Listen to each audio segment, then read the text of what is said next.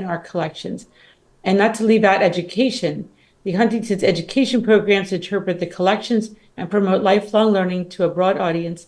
Each year, more than 14,000 students participate in school-based programs on the campus. So no shortage of things that the Botanical Gardens Library and Art Museum have going on.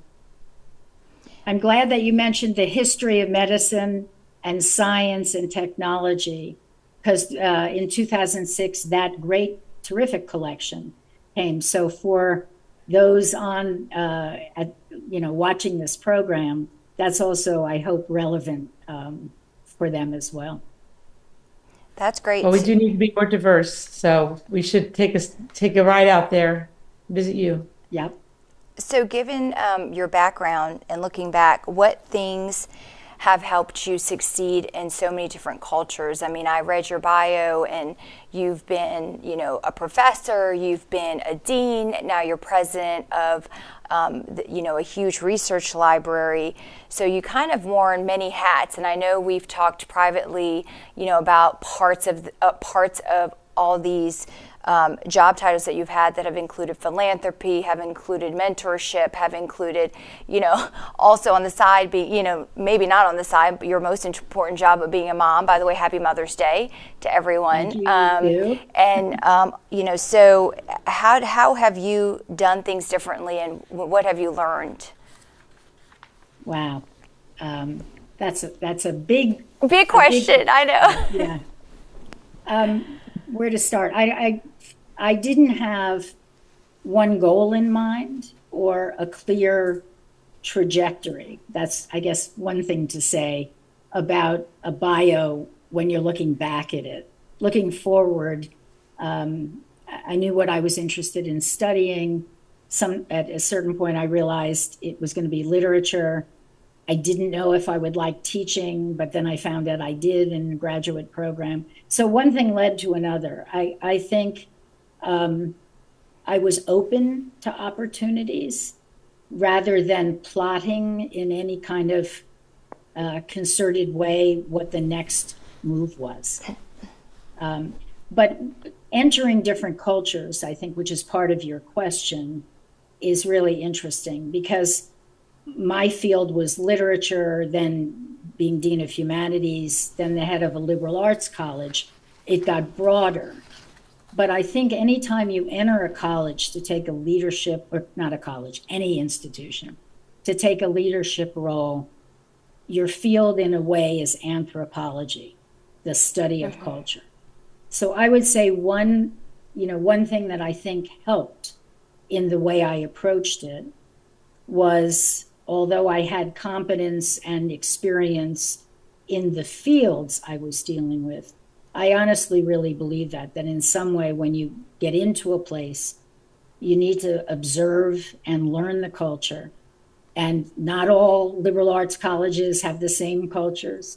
Certainly not all universities have the same cultures or art museums. And so I think really listening to people, studying before you get there, and then trying to observe and really see and hear, I think are just keys to almost any position.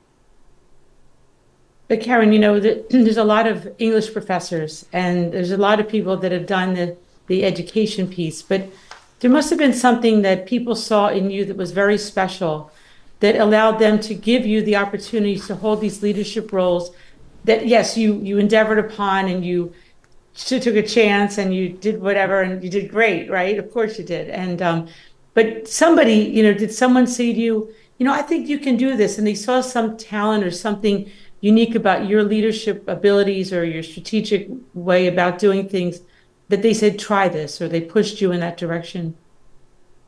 I think that's true. I think one thing that helps is teaching.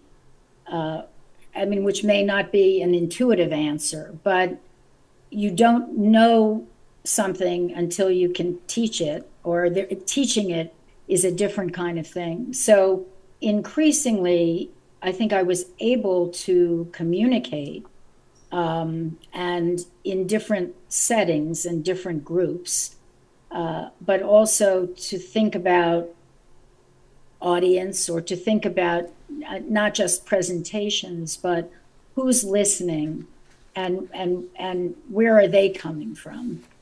And I think that's part of the skill of being a leader and figuring out how to do a job not completely top down, but with other people coming with you.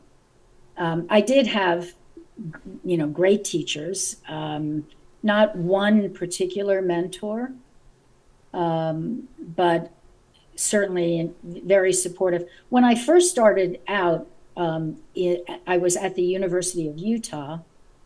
That was Peter and I took 2 academic jobs in the same place, and we both went after his training and my PhD. We went to a completely new place. We had no experience. We flew out for interviews, took the jobs, and really enjoyed it. But I think the way I got more responsibility there was honestly going to meetings and being able to contribute, and having people think she's not crazy, she's not going to change. Because I was actually, there were few women professors at that time in the English department, and nobody had ever been chair. So I think some of it is just convincing people that they, that you can contribute something, and that they want to talk to you, and you're not crazy, and you have ideas, and you can work with other people. And then it's easier to be asked to do things. Honestly, it was rather gradual. I didn't feel like I was plucked to do everything, and sometimes worried whether someone would accept that role, like being the first woman chair of the department, for example. I remember you told us a story about how you and a colleague were pregnant at the same time when you were professors. So can you talk about what you learned in that instance, and did you feel that there was, setback in your career? They didn't ask you, to fill other positions because of that at the time? Yeah. Well, there had been a few women faculty members in a 40-person English department. Half of them had never had children, and the other half joined after they had children. So it threw people off a little bit when my colleague, who also came as a junior professor, and I became pregnant with our first kids at the same time. And I think what I told you when we talked informally was that one thing that happened was the men in the department kind of weren't sure what was allowed to be said. So there were some jokes, sort of friendly, as the two of us walked down the hall together, rather pregnant, about like pregnancy power. But you could tell it was just a kind of uncomfortable thing for them to get used to, and how to acknowledge. What I forgot to tell you, and will say now, was, and I can't believe I forgot this, was there was no maternity leave, no possibility for having thought about faculty women who might get pregnant, because it just hadn't happened. Mm-hmm. And so we stitched together, I stitched together vacation and sick leave, which no one had kind of thought of, and put that together to get some time off. There was a male dean who was receptive to creating this kind of thing. That would never happen now. People have policies for that. But it was an odd thing that there was no way of kind of accommodating that role for female faculty. It didn't stop me from, I think, getting other roles. I was, I'm trying to think. I guess I became chair and had the baby around the same time. So, so it worked out. I don't know that everyone was comfortable with it, but we were there for 18 years, so something took. So That's amazing. I don't think I've That's ever, all you. all the shows we've done, Paul, I don't think anybody said the words, I had the baby and became chair at the same time. In fact, I don't think that's probably happened in the vascular world. I'll be honest. I mean, do you know anybody that has? I would definitely think that would be a negative. Yeah. They're always worried about, I can see a lot of the men have multiple leadership roles at the same time. No one ever says to them, can they handle it? But then a woman ends up in multiple leadership roles and they say, oh, are you sure you can handle that? I'm like, I got this, no problem. I'm trying to think of I want truth in advertising, and I haven't looked at my CV in a while. I think I became chair after, so I did have, I did have my children.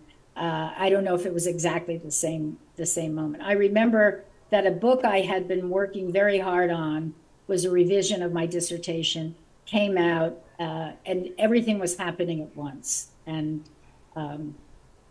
that, I had a wonderful person helping me who did not live in the house, but was somebody who actually stayed with us for 17 years, who someone who would come and babysat, but was really almost a part of the family. So, well, even you then, need to rely on other people as well. Yeah. With all these leadership roles and transitions you've made, can you comment on any of the really tough situations and maybe some tips or tricks of how to get out of a tough situation? Maybe when you come on into a new role and you might feel some opposition from some other people that you're not like, it isn't like 100% of everybody's happy you're always there, right? No, That's absolutely. the foul. I mean, that's like a dream, right? That's not what happens. No.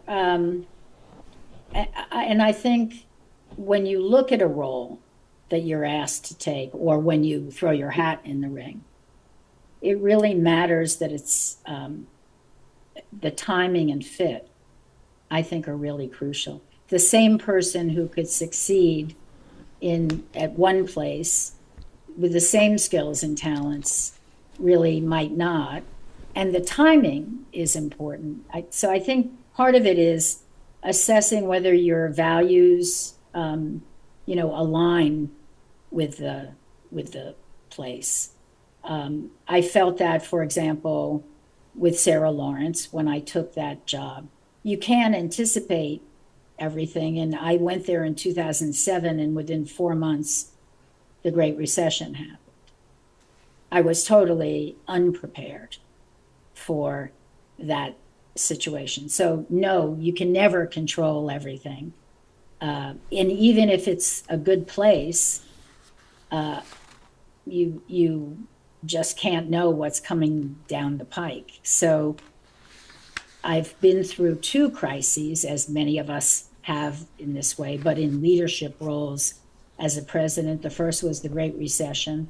When I was hired at the Huntington, when I came back to California, because Sarah Lawrence is in New York, they promised me no more crises. And I think they were interested in me because we had gotten through, lost a real percentage of our endowment at Sarah Lawrence and then built back and things like that. But who counted on COVID? Mm-hmm. That was the next real challenge. So no, things haven't always been hunky-dory, and you really have to, try to gather your team together and move forward. The ironies of COVID was you couldn't be in the same place with anyone as you were doing that. So, so the things that I had learned about trying to bring people together to decide how to face a crisis, clearly, and that was so much greater for you in medicine. It was worldwide, but obviously I can't even imagine what that was like to be in leadership positions. One aspect of that was that we were forced to do certain things that helped the institution, things that would have been harder to get to for example, with technology, that to move an institution at its kind of a regular pace is one thing. When you're responding to a crisis, like being on Zoom, doing virtual programming, all the kinds of things that we learned from COVID and the tragedy of COVID really helped after that. But again, when you're in the middle of it, it was a very hard thing to figure out how to lead. So when you're in that situation, I would imagine you'd sit back and say, okay, I'm in a situation I've never been in before. I'm a little lost. I don't want to tell everybody I'm lost.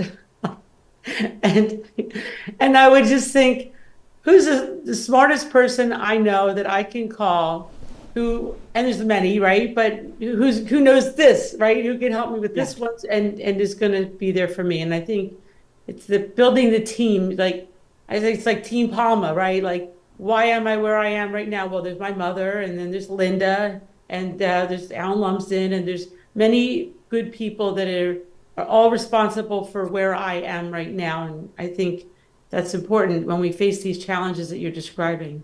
So that leads me into my husband, Peter Lawrence, whom you mentioned. Because first in COVID, the way I got through that, and I gave him credit, so this isn't a surprise, was totally because I would learn from Peter how to understand people's anxieties, but to try to do the best thing according to the science available at the time, which is what everyone was trying to do. UCLA had resources and experts and all of that, and the Huntington totally benefited. And I personally could lead with a certain degree of confidence, but even as the science kept changing. But to be able to chart a course between total anxiety and fear, and we're an institution open to the public. Everybody shut down in March of 2020. We were closed until July, but having Peter and then a group from UCLA that came and trained our visiting services people into symptom taking, temperature taking folks, with their masks.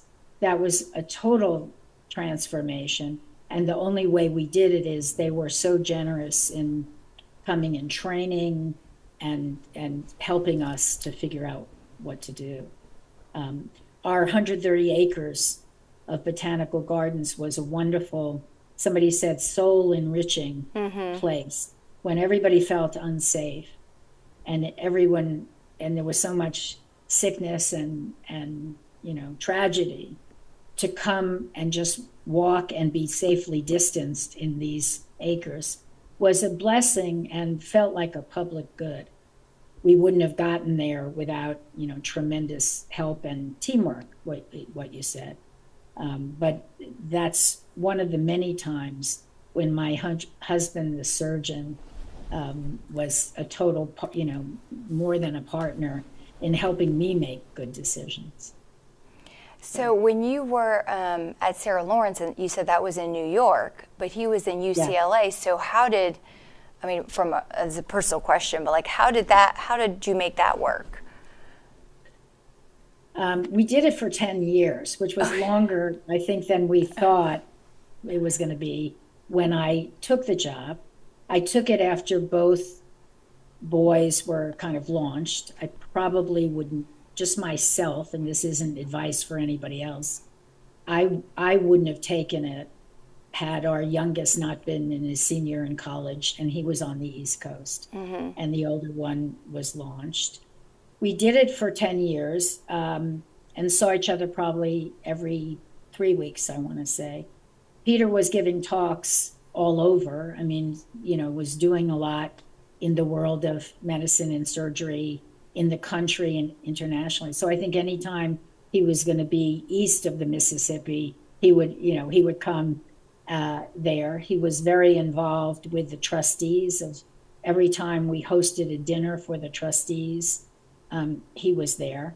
I came to California. I was a cheap date because we had an apartment where he was right near UCLA. So I would come out, and we had a lot of alumni in California, particularly LA.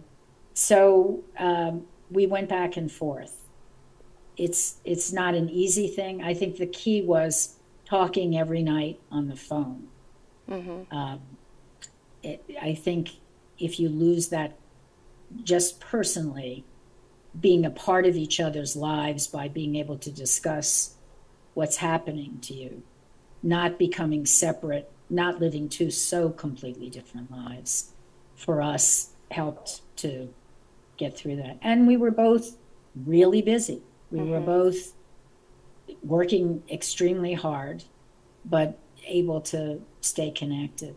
After 10 years, I told the board that I wasn't interested. And I think in 10 years, I did what I could do, which is another thing. I felt like things had happened, and so I moved back to California. Can you talk? Karen, Oh, go ahead. speaking about the Sarah Lawrence College, I'd like you to touch upon the story you told us that relates to creating change while you're inspiring a vision, and as it relates to the community center. Yeah.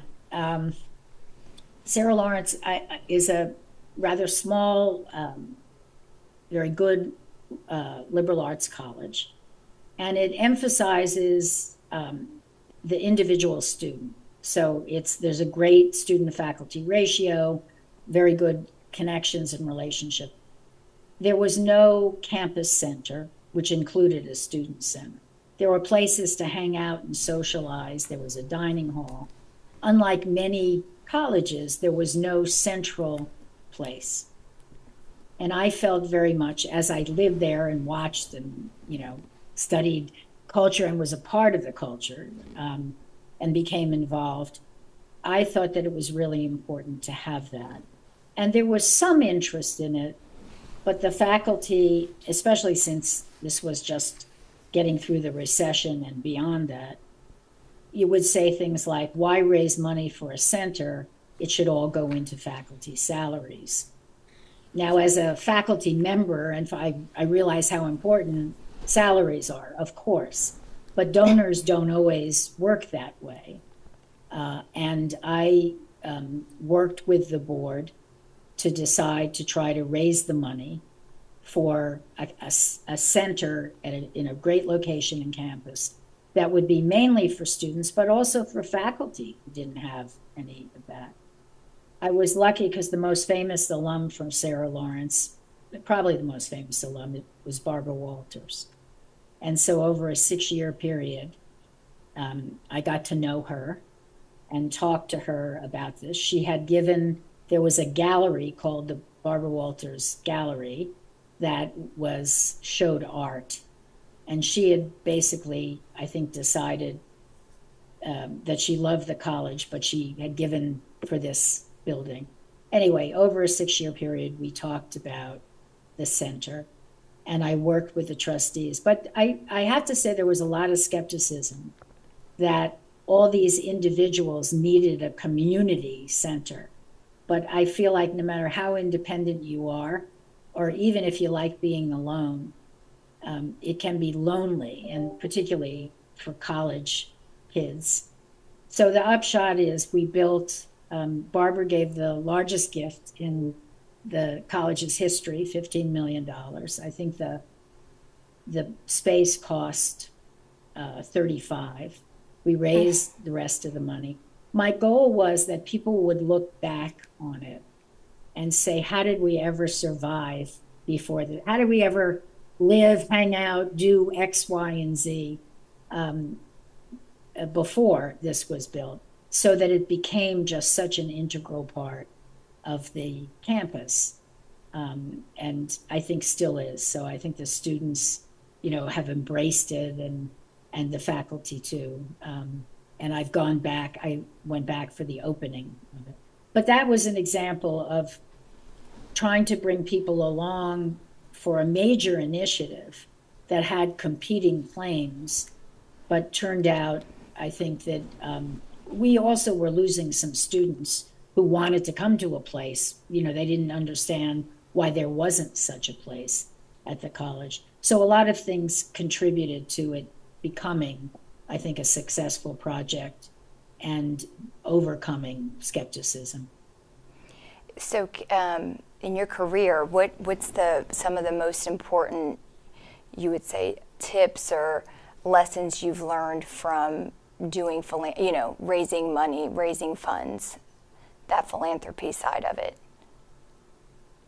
I think you have to understand your donor. I mean, listen to, asking Barbara Walters for faculty salaries was just, to help us, even though she had loved some of her own faculty, that it wasn't going to happen. So one thing is connecting the donor to a passion, to something that they care about.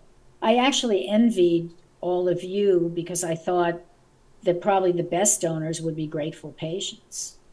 And I feel like we help lives as teachers and scholars, but you save lives. And so it always seemed to me that that people are rightfully so grateful that that's one source, in medicine, that seems like such a great source. I think there are analogies.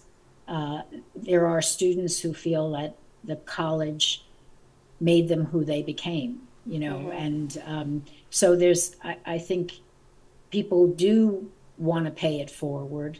It's connecting with them.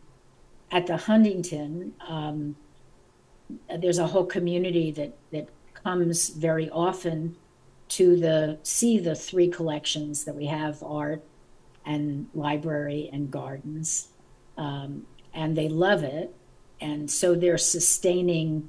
We have, as you said before, Palma, 54,000 households that they pay a membership, and with that you can come as often as you want. You get access to different things depending on the level of membership. There are certain things, but people are connected and they want to support it, and they do.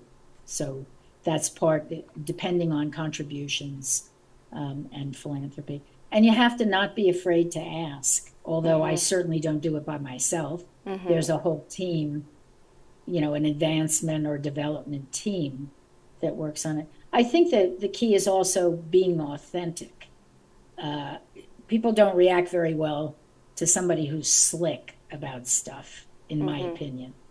So if with the center at Sarah Lawrence, or with the scholar housing that we've been able to raise, and Charlie Munger in his 99th year of his life gave us a wonderful gift of $40 million to build these residences.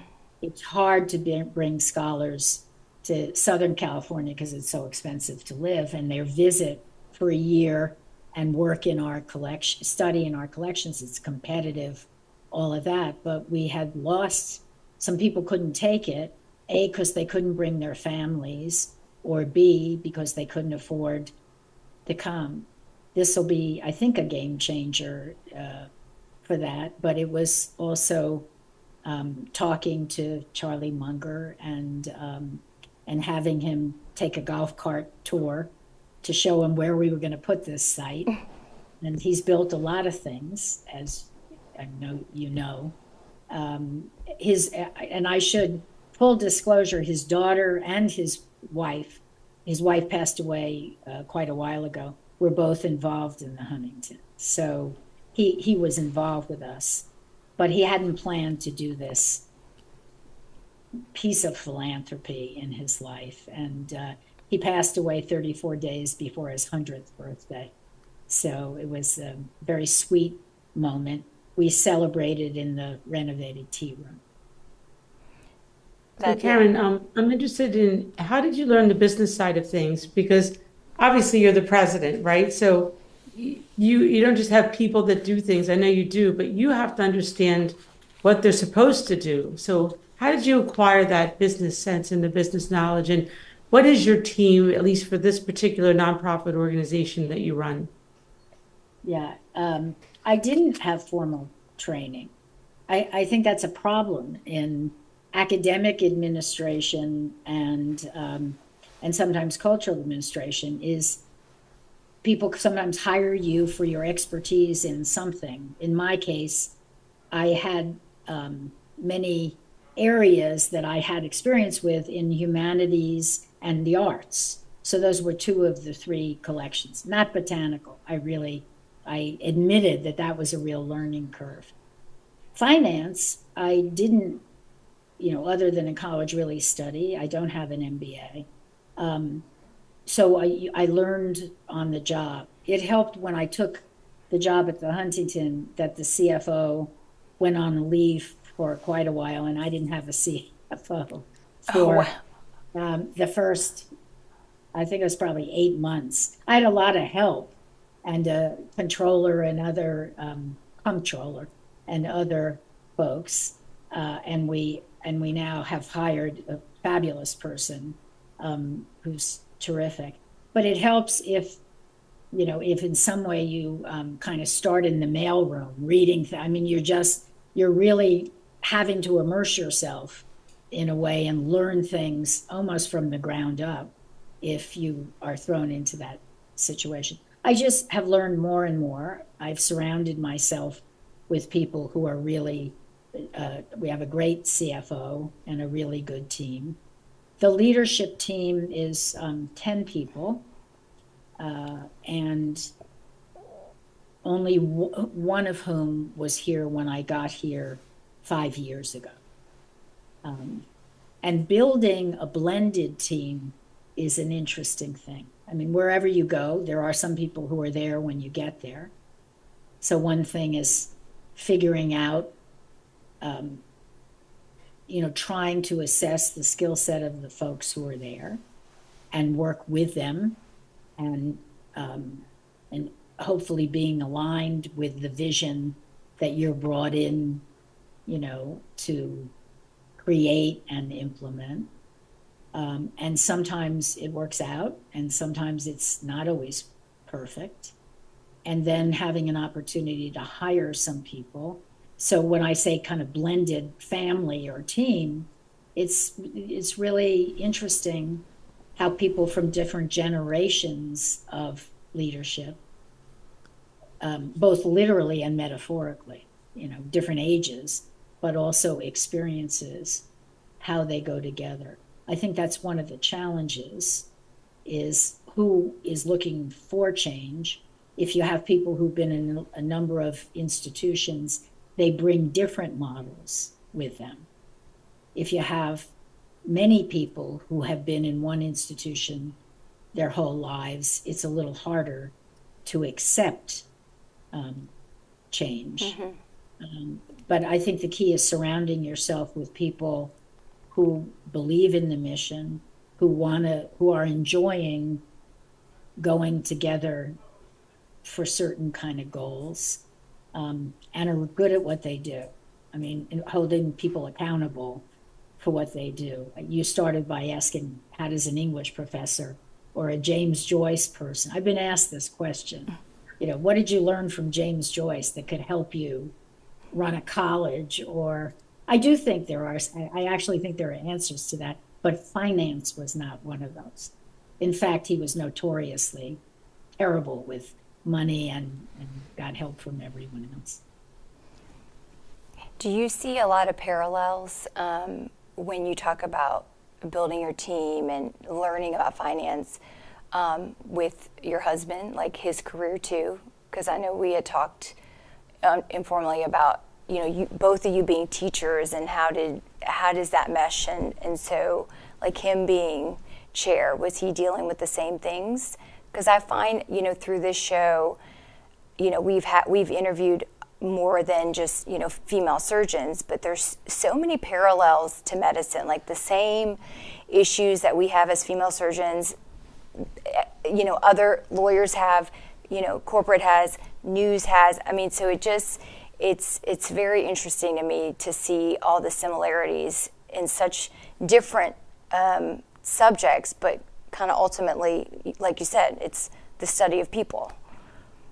It's a study of people. I mean, first, I think both my husband and I have enjoyed surrounding ourselves with really talented people and trying to do that, and smart people who want something to happen. So we're similar in that, and although we're in very different fields, and he tells me I have no spatial relations whatsoever, and I would have made the worst surgeon, I could ever think of. I mean, we have different things that we excel in. There's a common interest in helping each other and figure out situations involving people, or a solution, how you get something done. So we've learned a lot from each other. We have different ways of dealing with stress. I think he internalizes more and solves it in his own head. I think he's needed me less in that way than I've needed him to talk things out. But I think we've helped each other. And part of the teaching and growing something, sort of enjoying watching something grow and hopefully thrive. That was a major part of his being leading the division of vascular surgery at UCLA for, I think, the longest running chief of vascular at UCLA in a division. It was, helping to watch it grow, bringing in new people. I think we both enjoyed that. You make compromises. I think I said to both of you that when we started, we were both at Columbia. Peter was a resident and I was doing my PhD. I think it was rare for a surgeon, particularly a male surgeon, which was pretty prevalent then, that we would concentrate on both careers, that the moves we made were for both of us. And really, when you do that, it involves some compromise. I think that's much more evident now. There are a lot more two-career couples with one being a surgeon. I think it's still probably very hard. I mean, I would love to hear how the two of you feel about that, but I think it was very unusual that every move we made it for the two careers and our children, of course. I haven't talked enough about them, but family was, in the very little time that there is in 24 hours when you're working really hard. They were, so much was for them and with them, including the moves that we made. Are they in LA, or are they your sons? Our oldest son, Andy, they're 22 months apart. So oh, wow. When we did this rather quickly. So Andy lives with his wife, Jess, and our one grandchild, and they live in Venice, California. But they were in Hong Kong because he met her in Hong Kong. She's from Hong Kong. So in those years, he was working there. And now he works for a company called Viore. I'll give them a plug. It's great athleisure and workout stuff. Better than Lululemon, I think. But so he was hired by them to take the company international. It's been it's a California-based company. So it's great that they're here. Our second son, Jeff, is a faculty member in American and Latin American literature and culture at Rutgers in New Jersey. He lives in Brooklyn. Oh, wow. So you followed your shoes. Yeah, and it's interesting because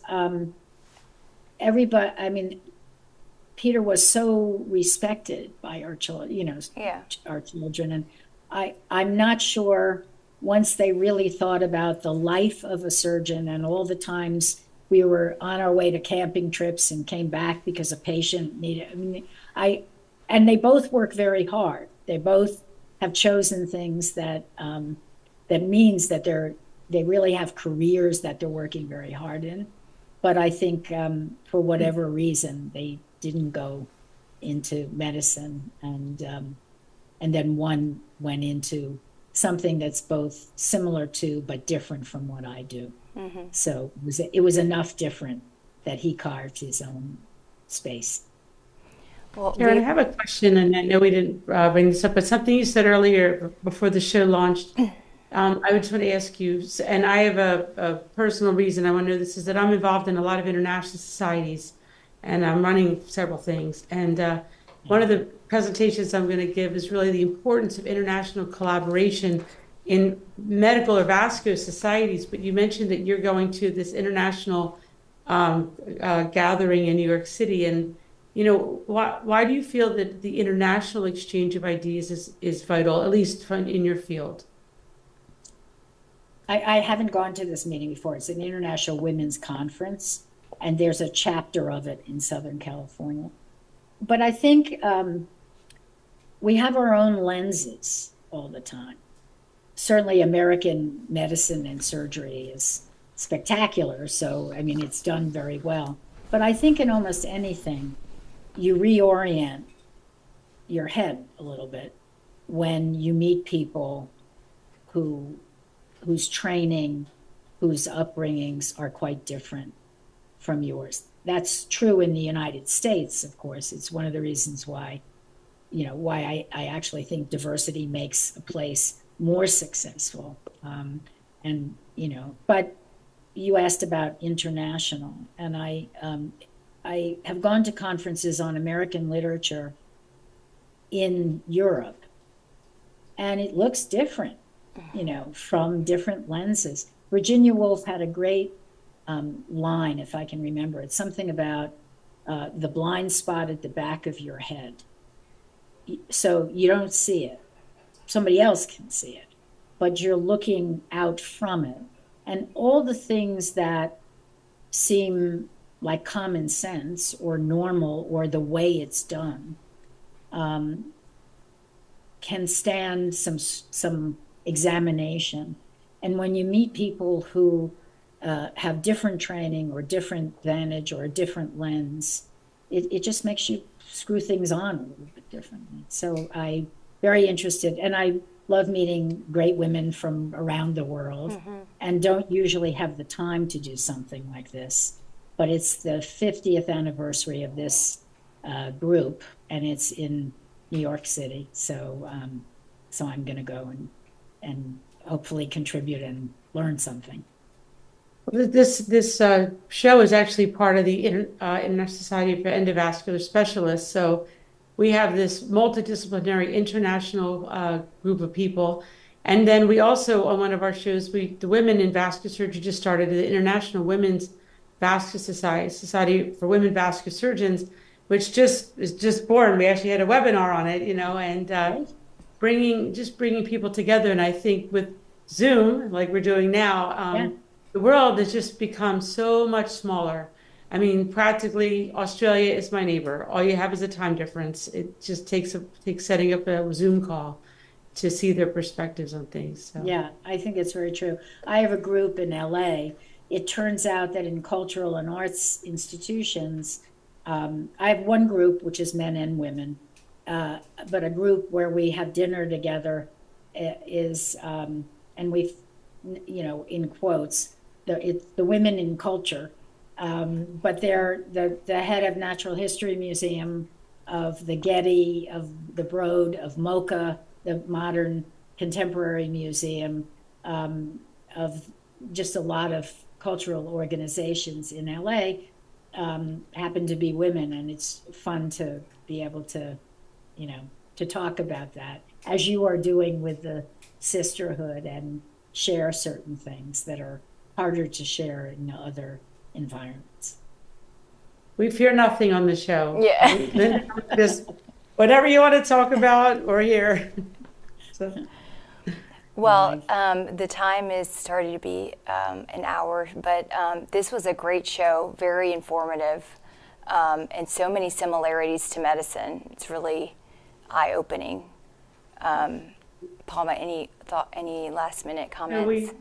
no, just that we admire you, Karen, and we actually selfishly just hope to learn more things from you, how we can be better.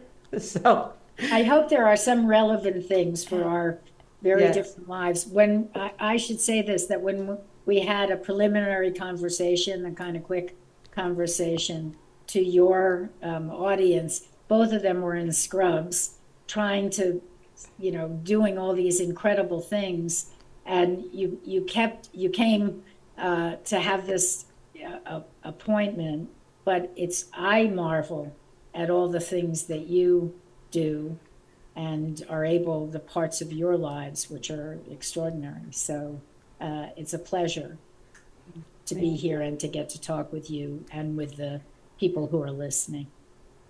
Well, Well, thank we you. need to come to the botanical gardens and see. Yeah. My husband is a beautiful- huge green thumb. He loves plants. He spends. Really? Oh my gosh, he has garden after. I mean, all of our money go to plants. When we moved to our new house, we had one truck for all of our belongings, and the second truck, which was the same size of our first truck, of just his plants. So we had to hire two trucks. So. Well, you definitely should come and see us. You Yes. said, Palma, a million visitors a year, a lot of repeat people because people join, but on any given day, 25% of our visitors have never been here, and 40% or 45% are not members. I mean, that includes the 25%, but we're always having people discover the Huntington. So I would love to have you and your viewers or your Everyone should come. So Yeah. is it half a day long enough to see? I mean, what do you, if you plan a trip? It's half a day, a right? half a day you'll touch on things. You could have a great time, but probably Full 2 day. days or a full day. Wow. A Okay. number of restaurants here, very good Jade Court Cafe, Chinese food, and a cafe that people come to, and I mean, enough to eat well, but then really get to see the gardens, the museums, and the library. So come and see it. And Palma, It's we not can to say be we missed know opportunity. the president, so that Yeah, we we're just could gonna go straight to the front of the line. Hello. That's true. I don't know how many people are listening because I don't know what your audience is, but yes, you know the president, and once a month, it's free. It's not free. Or I'm not saying to you, I'm not saying that, but for anyone listening, it's much, much, much, much cheaper than Disneyland. It's about $28 to come and spend the day and do everything here. And once a month, as I said, It's free. It's free, and members come again and again and again. So it's a good place. Well, it's been great. Thank you so Well, much, thank you Karen, so for much, all your Karen. time. It's been a real pleasure. Y'all have a good night. You Have a too. good night. Thanks. Bye, everybody.